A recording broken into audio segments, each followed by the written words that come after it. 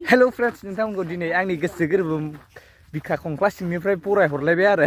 ओमफ्राय लोगोफोरा दिनै दाबसे जायगायाव दंफैयो बिराद गोरान गोरान जायगा ओमफ्राय ओरै बेक साइडआवबो नुदों जानांगौ औवा ओमफ्राय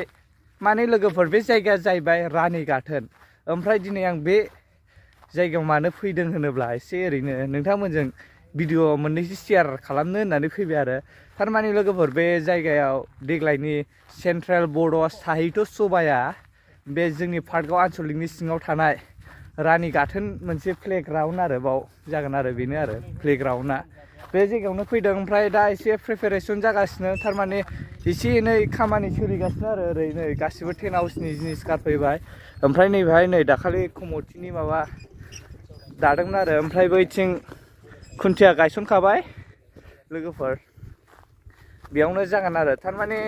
बबेनि पार्कआवबो होननो हागौ थारमाने क'क्राझार डिस्ट्रिक्ट पार्कआव आनसलिकनि सिङाव थानाय एसे जायगायाव जागोन आरो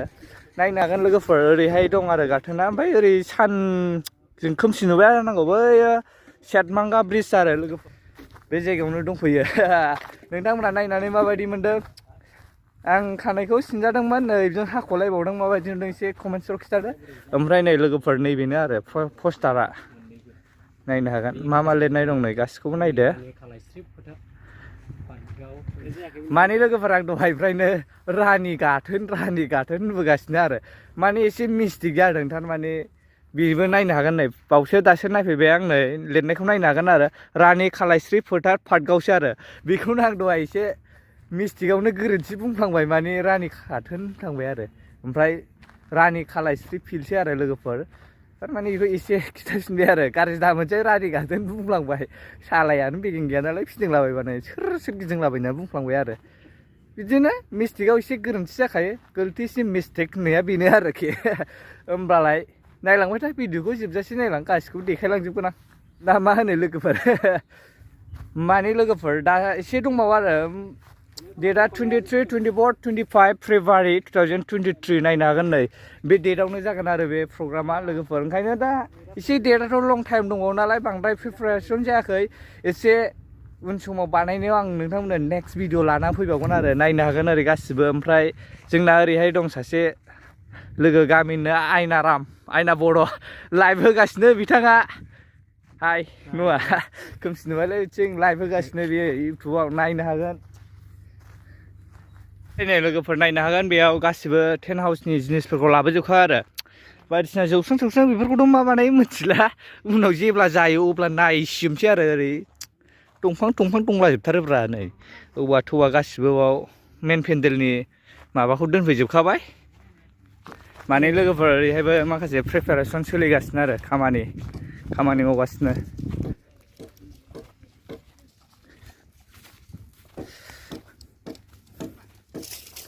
ट्रेडिशनेल हाउस बानायगासिनो आरो नोरैहाय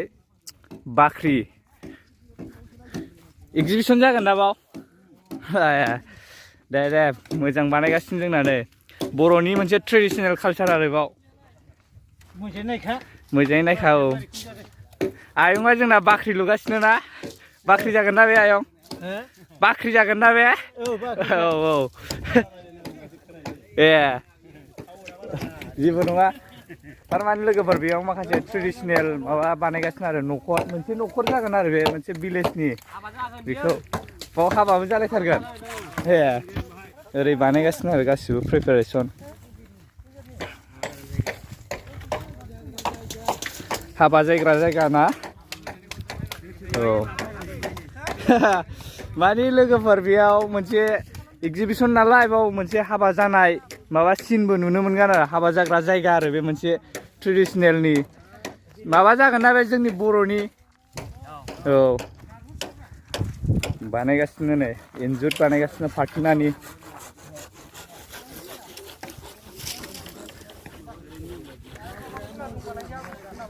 दायो लोगोफोर बे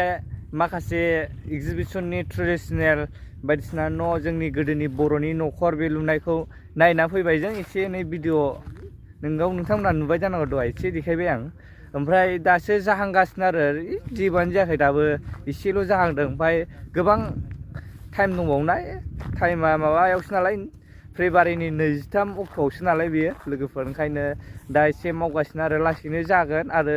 एसे थाबैनो जागोन ओमफ्राय माने लोगोफोर बयबो बे जोंनि सेन्ट्रेल साइट सभा जेबा बर'नि साइट सभा बेयाव नोंथांमोनहा बयबो लैहोर लैहोर फैदो बियो फेब्रुवारिनि 23 अक्ट'खालि जागोन आरो बे जायगाया जाहैबाय जोंनि क'क्राझार डिस्ट्रिक्टनि पाटगाव आनसलिकनि सिङाव थानाय मोनसे रानि खालायस्रि फिल्ड रानि खालायस्रि होननाय फोथाराव जागोन आरो लोगोफोर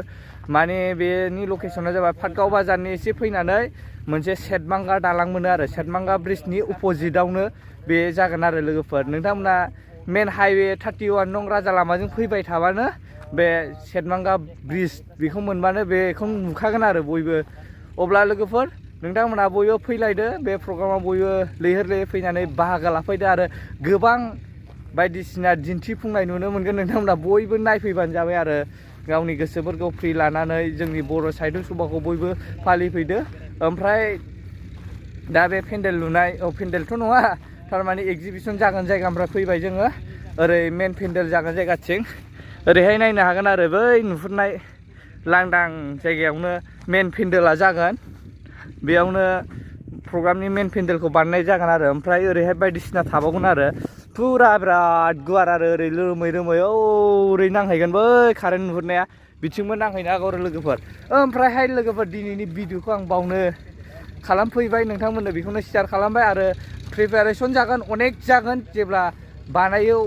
खामानि दामानि मावना मुखुब जायो बायदिसिना गेट टेट जेरैबो ओरै बानायजोबगोन ओमफ्राय लामा थामा बानायगोन नोंथांमोननो नेक्स्ट भिडिअ शेयार खालामनो नाजागोन नोंथांमोना